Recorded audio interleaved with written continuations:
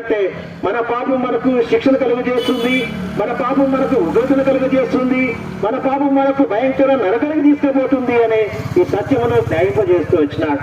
అయితే ఇలాగే మనం చనిపోయిన నూనె ఈ లోకం వదిలిపోతే ఆ ఉగ్రతను భయంకర ఉగ్రతను పొందాలి, ఆ మరణమును మనం పొందాలి, ఆ భయంకరమైన జీవితాన్ని మనం కలిగిన వారంగా ఉండాలి. అయితే దేవుడు నేను ప్రేమించి దేవుడు లోకంలో ఎంతో ప్రేమించినాడు. లోకంలో నిన్ను నన్ను మనందరినీ ఏ తారతమ్యం, ఏ చెగ, ఏ వ్యాధి, ఏ దేశస్తులని వారు కాకుండా అందరినీ ప్రేమిస్తూ వచ్చినాడు. ఆ ప్రేమ ఏంటంటే శిలువ కలువరి ప్రేమ.